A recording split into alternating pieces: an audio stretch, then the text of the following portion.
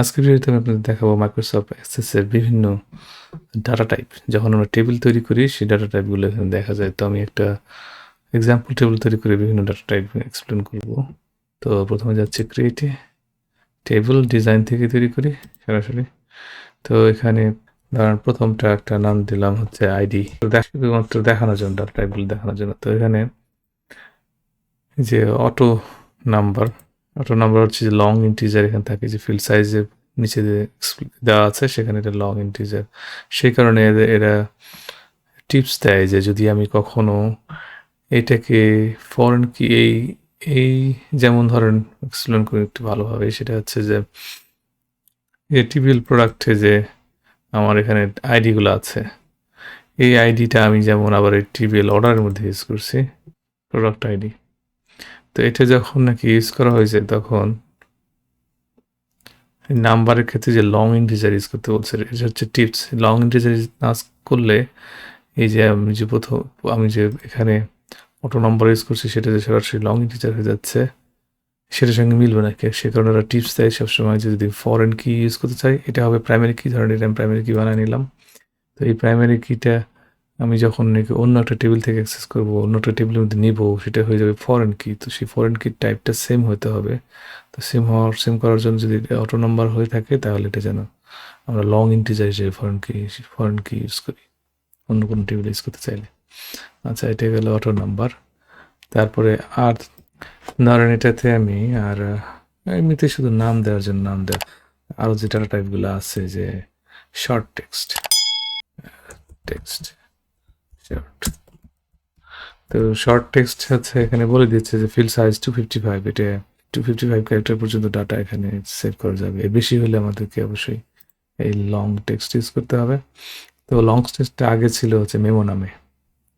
আচ্ছা, তারপরে হচ্ছে number field, exactly same name দিতে চাচ্ছি না, নাম্বার। তো এখানে আমি এই নাম্বারের মধ্যে প্রথমে লং ইন্টিজার দিয়েছি, এটা বাই ডিফল্ট, কিন্তু এটা ইচ্ছা করলে আমি চেঞ্জ করে দিতে পারি।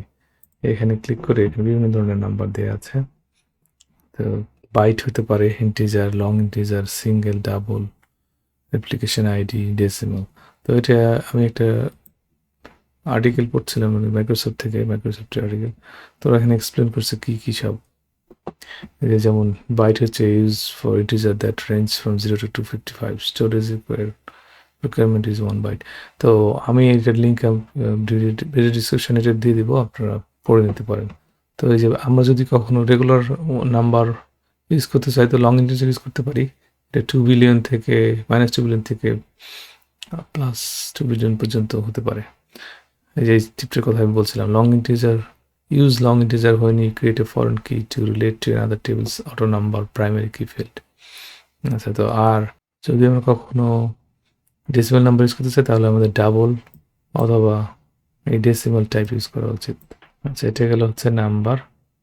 তো এখন পরবর্তীটা হচ্ছে, এরপরে হচ্ছে কি, আচ্ছা লার্জ নাম্বার, বড় সাইজের নাম্বার। এখানে যেটা এক্সপ্লেন করা আছে যে এখানে large number numeric data 8 bytes, fixed 8 bytes. যদি আরও আপনারা আমি এটার লিঙ্কও দিয়ে দেবো, আপনারা যদি আরও এটা সম্পর্কে জানতে চান তাহলে এই যে এখানে ক্লিক করলে আর এক্সপ্লেন করে দেবে কি আছে আরও। আচ্ছা, তারপরে লার্জ নাম্বারটা ইউজ করছি না আপাতত। ডেট টাইম যেমন স্টার্টিং ডেট, একটা জব শুরু করছে সেটা স্টার্টিং ডেট। আচ্ছা, আরেকটা জিনিস এক্সপ্লেন করি। সাধারণত এই কোনো টেবিলের ফিল্ড নেম এরকম কোনো স্পেস ছাড়া দেওয়া উচিত। তো যদি আপনি এটাকে দেখতে অড লাগে, যেমন এখানে কন্ট্রোলস টিবিএল এক্সাম্পল, ওকে। তো এটা যদি অড লাগে দেখতে, যে এই যে যেমন স্টার্টিং ডেট একসঙ্গে লাগানো দেখতে ভালো লাগছে না, তো এটাকে আমরা সহজেই এখানে যে স্টার্টিং ডেট এখানে লিখলাম, আমি যদি ক্যাপশনটা আমি যদি স্টার্টিং ডেট এখানে লিখে দিই স্পেস দিয়ে, তাহলে এখন এটা দেখাবে স্টার্টিং ডেট স্পেস। তো আমরা এটা সীমাবদ্ধ না যে ওখানে যা লিখছি ফিল্ড নেমগুলো যেভাবে লিখছি সেভাবে থাকতে হবে। ইচ্ছা করলে আমরা এখানে ক্যাপশনে যেটা চেঞ্জ করে দিতে পারি। আচ্ছা, এটা ডেট টাইম হচ্ছে যে রেগুলার ডেট টাইম। এটা এখানে ফরম্যাটে আমি কি ধরনের ডেট টাইম নেব সেটা স্পেসিফাই করতে পারি। General date, long date, medium date, short date, যে কোনোটা স্পেসিফাই করতে পারি। প্রথম জেনারেল ডেটই থাক। তারপরে আরেকটা আছে হচ্ছে ডেট টাইম এক্সটেন্ডেড। তো এটার সম্পর্কে এখানে মাইক্রোসফটের এখানে এক্সপ্লেন করছে জিনিস, ব্যাপারটা কি সেটা হচ্ছে প্রেসিশনের ব্যাপারটা আসলে। এই যে ডেট টাইম আর ডেট টাইম এক্সটেন্ডেড, এটাতে এই ইয়ার 100 এভাবে শুরু করে, আর এটা শুরু করে একদম 1 থেকে, এবং ম্যাক্সিমাম 9999, এখন হচ্ছে 2021 আর 9000 পর্যন্ত যাওয়া যাবে। আর এটা আমাদের প্র্যাকটিক্যাল পারপাস কোনো দরকার নাই এই ডেট টাইম এক্সটেন্ডেড। যদিও এরা বলছে এটা এই টাইপটা বলছে যে সিকুয়াল ডেট টাইম 2 সঙ্গে কম্প্যাটেবল। তো এটা আমাদের আসলে দরকার হবে না। আমি যে সমস্ত কাজে আমি ইউজ করছি তার জন্য এই ডেট টাইম এক্সটেন্ডেড কখন দরকার হবে না, সেই কারণে এটা আমি ইউজ করবো না। আচ্ছা, তারপর একটা কি কারেন্সি। এটা যদি কখনো আপনি স্যালারি বা এই কোনো প্রাইস, কোনো কিছুর দাম, এটার জন্য কারেন্সিটা দরকার হবে। তো ফরম্যাট এখানে জেনারেলটা হচ্ছে যে ডলার দেওয়া আছে কারেন্সিতে, আবার ইউরো থাকতে পারে। এই দুইটাই আর কি এখানে সরাসরি দেওয়া যায়, আর বাকিগুলো আপনাকে বানিয়ে নিতে হবে ফরম্যাটগুলো। আচ্ছা, তো এটা গেল কারেন্সি। তারপরে অটো নম্বর তো প্রথমেই দেখালাম। ইয়েস নো, এটা হচ্ছে একটা মানে চেক বক্স। এটা ইয়েস না হতে পারে, ট্রু ফলস হতে পারে, অথবা অন আর অফ এটা হতে পারে, এই ডাটা টাইপটা। এখানে এটা এক্সপ্লেন করা আছে, আমি এটা আপনাদেরকে লিঙ্ক দিয়ে দেবো। যে বুলিয়ান ট্রু ফলস ডাটা নন বাইট, এটা হচ্ছে ইয়েস নো। এটা আমি যেমন যে আমি আগে একটা টেবিলে দেখাইছিলাম যে ডেলিভার্ড অপশনের মতো, ডেলিভার্ড ইয়েস আর না। আচ্ছা, তারপরে ওয়েলি অবজেক্ট। তো এখানে আমি দেখাচ্ছি তো এটা কন্ট্রোল সেট করার পর এখানে যদি আমি এটাতে যাই, এটাতে ক্লিক করলে কিছু হয় না, কিন্তু যদি আমি রাইট মাউস ক্লিক করি যে বলে ইনসার্ট অবজেক্ট, তো এখানে আবার অপশন দেয়। আমি ক্রিয়েটও করতে পারি অথবা আপলোড করতে পারি। যেমন ধরেন আমি যদি বলি যে একটা বিটম্যাপ ইমেজ তৈরি করবো আমি, তাহলে ওকে করলে এখানে সরাসরি ওপেন হয়ে যায় হচ্ছে পেইন্ট। তো এখানে আমি যদি ধরেন এখানে লিখে দিচ্ছি, পেন্সিল দিয়ে লিখে দিচ্ছি এটা কিছু ওয়েলি,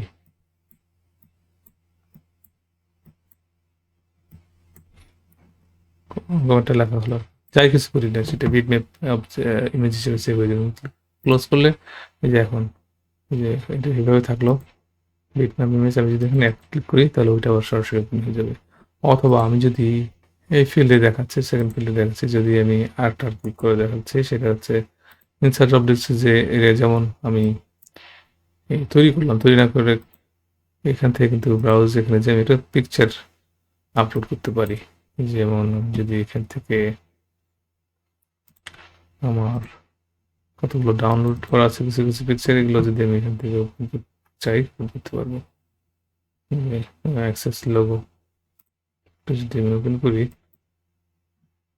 আর তারপরে ওপেন করে দিই, এটা এখন সেভ হয়ে থাকলো, নাম হয়ে গেল প্যাকেজ। বাদ ক্লিক করলে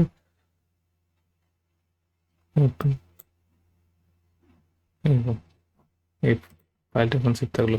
তবে এখানে একটাই শুধু করা যায়। তো আর আরেকটা এটা ওয়েলি নতুন একটা হচ্ছে, সেটা হচ্ছে অ্যাটাচমেন্টে একাধিক অবজেক্ট করা যেত। অ্যাটাচমেন্ট করে দেখাচ্ছে অ্যাটাচমেন্ট। আচ্ছা, তো অ্যাটাচমেন্টটা সেভ করে নিতে হবে। একটা স্ট্রেঞ্জ ব্যাপার কি, অ্যাটাচমেন্ট আমি ওখানে লিখলাম অ্যাটাচমেন্ট, কিন্তু আমি যাই লিখি না কেন এই এরকম উপরে এরকম সিম্বল দেওয়া থাকে। যদিও আমি একটা টেক্সট লিখছি, তো সেটা অ্যাভয়েড করার জন্য আমি যদি ধরেন অ্যাটাচমেন্ট মাই অ্যাটাচমেন্ট লিখবো, যা কিছু লিখি কোনোভাবে চেঞ্জ হয় না এটা। তো এটার ওয়ার্ক অ্যারাউন্ড হচ্ছে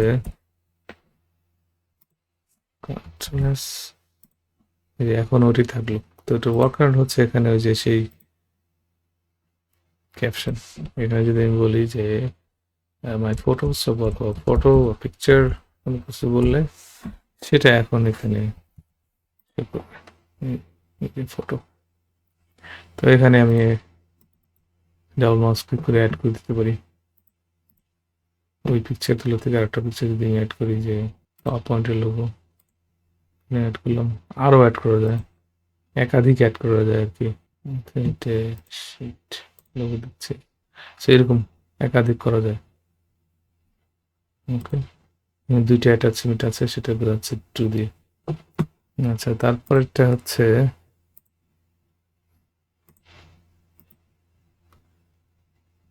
হাইপারলিঙ্ক। তো এটা ওয়েবসাইট।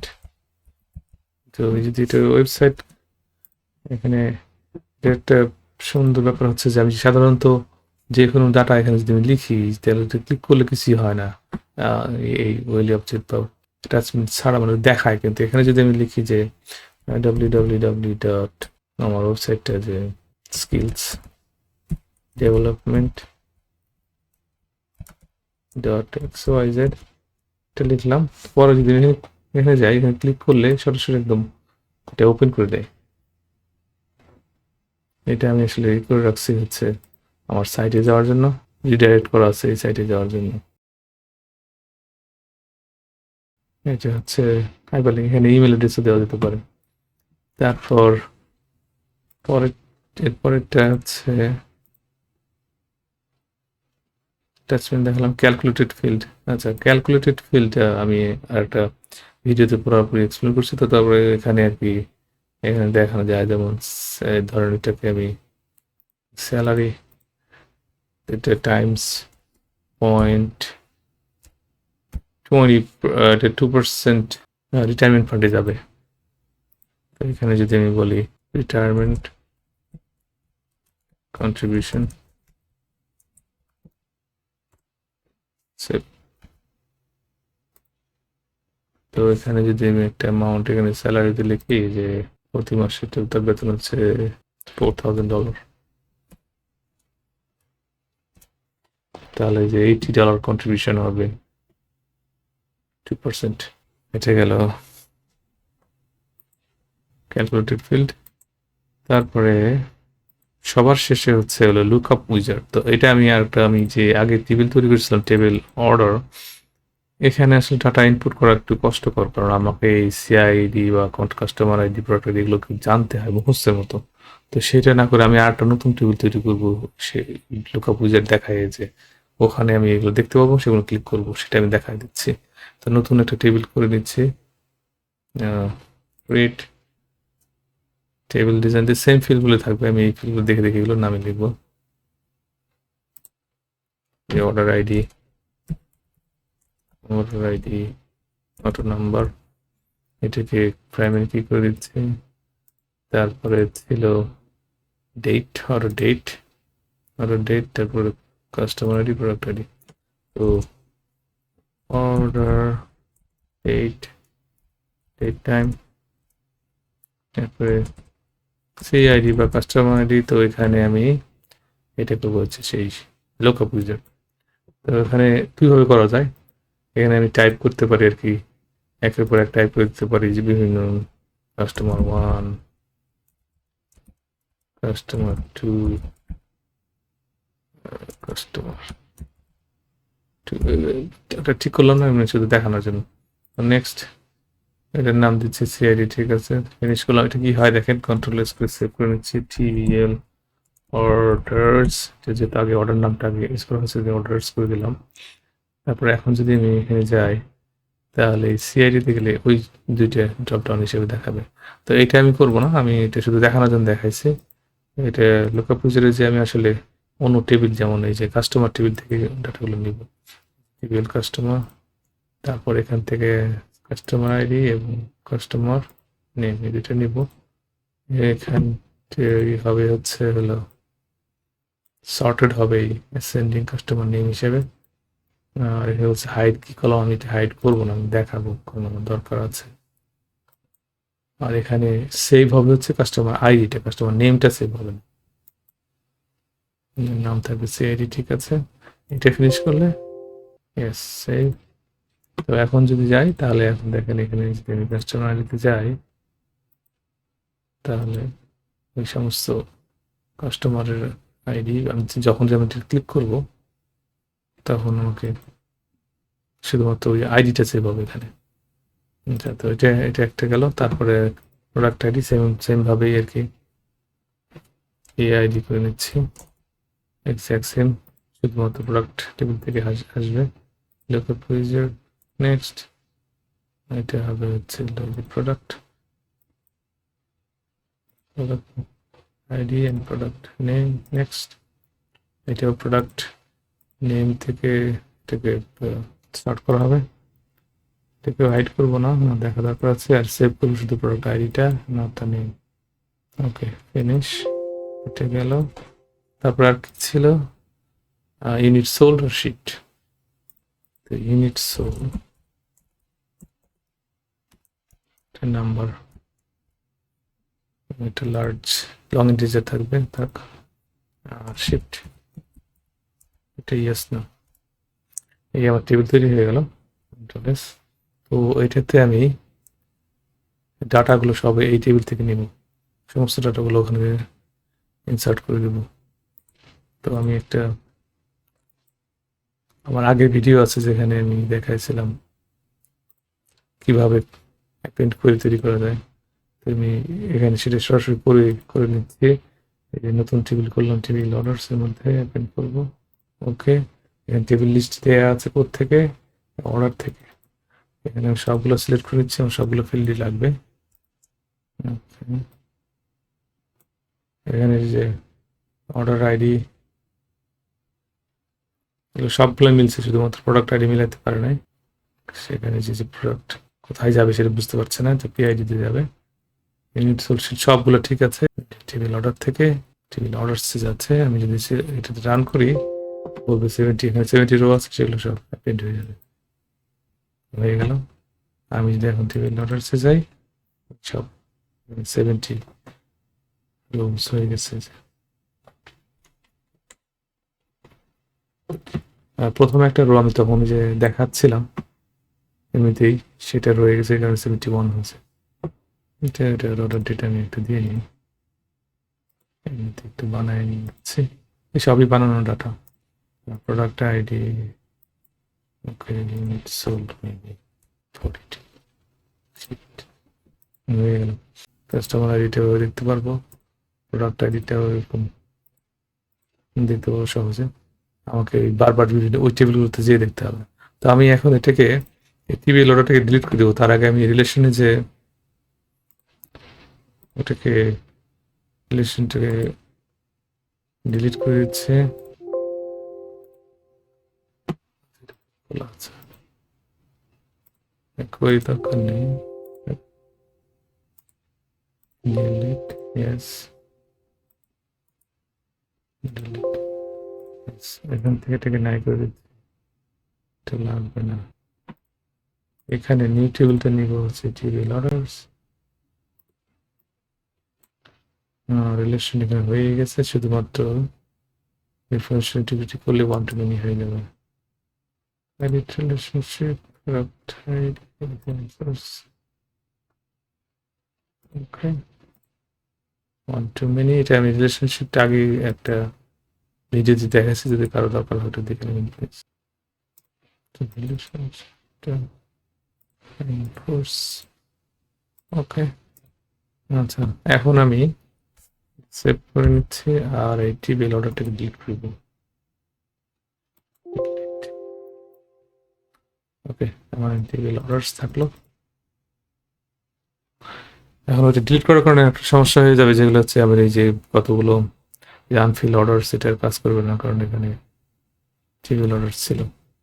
ওগুলো আপাতত দরকার নেই, কোয়েরিগুলো পরে দরকার করে তৈরি করে দেখাবো। তো আজকের ভিডিও এই বিভিন্ন টাইপের উপরে এখানে শেষ করছি, টাইপের উপরে। আশা করি আপনাদের কাজে লাগবে। পরবর্তী ভিডিও দেখার আমন্ত্রণ রইল।